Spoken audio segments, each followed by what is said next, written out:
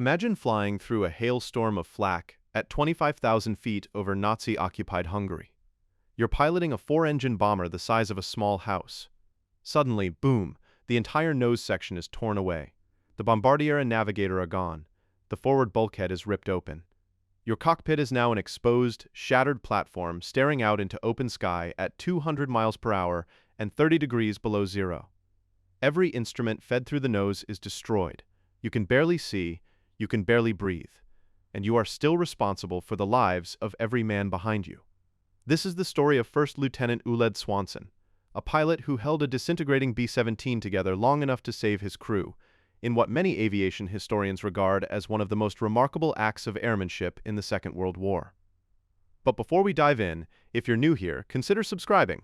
We tell true stories of extraordinary people who refuse to quit. July 14, 1944. Location: Southern Italy. Then the skies over Axis controlled Europe. The Allies were tightening the noose on Hitler's war machine, but the fight was far from over. Deep in enemy territory sat one of the most strategically vital targets in Central Europe, the railway marshalling yards in Budapest, Hungary. These yards were a critical artery for German logistics on the Eastern Front. Troops, armor, ammunition, and fuel all flowed through them. Knock them out, and the German supply chain across southeastern Europe would be thrown into chaos. The job fell to the 483rd Bomb Group, part of the 15th Air Force. Dozens of B-17 flying fortresses, massive four-engine heavy bombers, launched from their base at Sterperone Field in southern Italy, climbing east toward Hungary. One of those aircraft was piloted by First Lieutenant Uled Swanson, 24 years old, a farm kid from Michigan who'd traded open fields for open sky. This was his 18th combat mission, enough to know that nothing over enemy territory ever went according to plan. But nothing, absolutely nothing, could have prepared him for what was coming. As the formation crossed into Hungarian airspace and began its bomb run toward Budapest, the calm shattered. The sky erupted. Black puffs of smoke blossomed in every direction, each one the detonation of a German 88mm anti-aircraft shell. The flak was thick, accurate, and relentless. Inside Swanson's B-17, every impact rattled the airframe to its bones. Shrapnel punched through aluminum skin, rivets sheared. The smell of cordite and hydraulic fluid filled the fuselage. But the crew held steady. They had trained for this. They had a job to do. In the nose compartment, the glazed plexiglass greenhouse at the very front of the aircraft, the bombardier, Second Lieutenant Kenneth Dodley, was hunched over his Norden bomb sight. Beside him sat the navigator, tracking their course.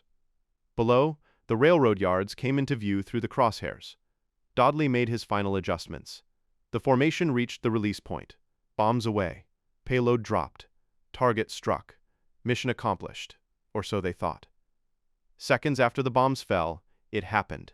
A direct hit from an 88mm flak shell struck the forward section of the aircraft.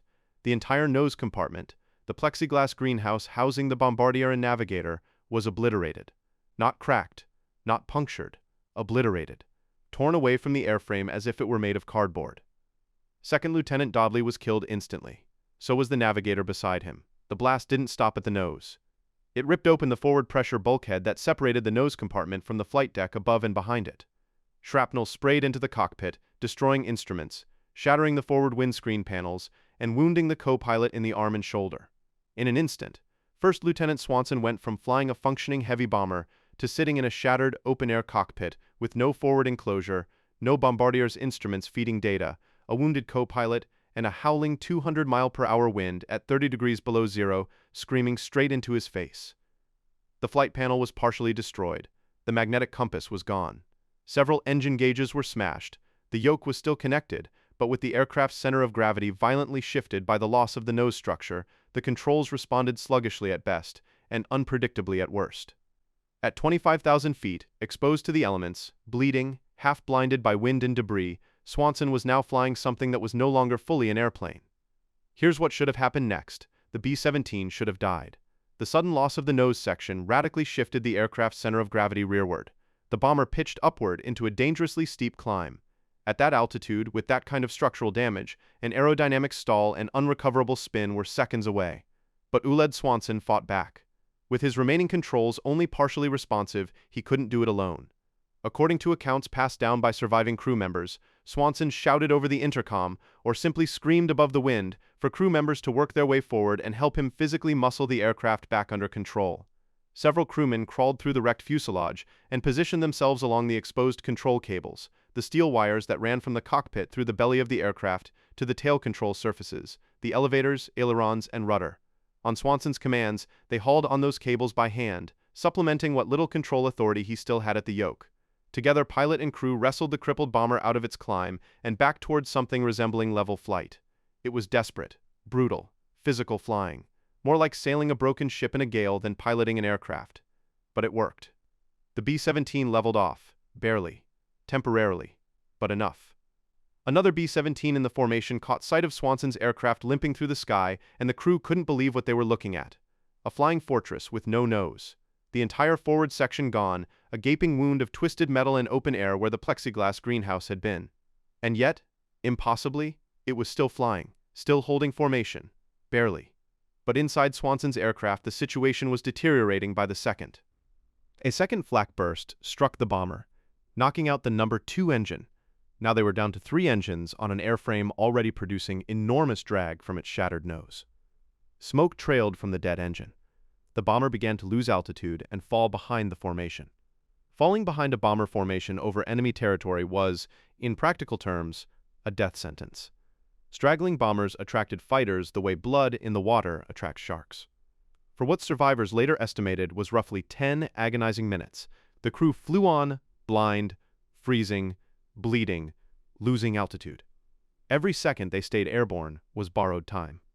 And then Swanson made the decision every pilot dreads but trains for: bail out.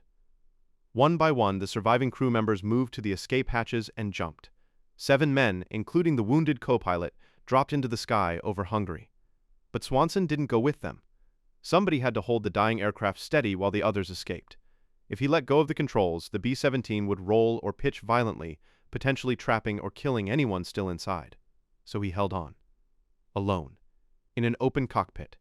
Hands locked on what was left of the yoke, fighting the aircraft's constant desire to stall and die. Only when the last man cleared the hatch did Swanson unstrap, grab his parachute pack, and move toward the exit. But the bomber had other plans. With no one at the controls, the B-17 pitched violently upward. The sudden G-force slammed Swanson against the interior of the fuselage. The aircraft began its final stall, that sickening moment when forward momentum dies and gravity takes over. Swanson fought to the hatch and threw himself out. As he fell, his parachute lines snagged momentarily on the jagged wreckage at the edge of the fuselage.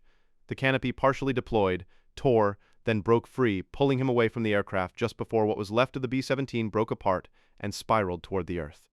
He blacked out somewhere around 20,000 feet. Swanson regained consciousness in freefall. His parachute was damaged, partially torn from its entanglement with the wreckage, but still functional enough to slow his descent. Not a clean deployment, not a textbook landing, but enough. Below him, dense Hungarian forest. And beyond the tree line, the unmistakable outlines of a compound, barbed wire, guard towers. A prisoner of war camp. He hit the treetops hard. Branches broke his fall in stages, each one slowing him but punishing his body. He shattered a leg. He was slashed open by jagged limbs. He lost consciousness again before he hit the ground. When he woke, he was looking up at German boots, but they weren't there to kill him. Enemy medics, perhaps from the nearby POW camp's garrison, pulled him from the wreckage, treated his wounds, and stabilized him. In one of the war's quieter ironies, the men fighting under the flag he'd been bombing became the men who saved his life. When Swanson was carried into the POW camp, he looked around in disbelief. His crew was already there. All 7 men who had bailed out before him, including his wounded co-pilot, had survived their parachute jumps. All had been captured in the surrounding countryside and brought to the same camp. By coincidence, fate, or something harder to name, the men who had flown a broken bomber together were now reunited behind barbed wire. They had defied the odds as a crew. Now they would endure captivity as one. For 9 months, through the brutal winter of 1944-1945, they survived as prisoners of war.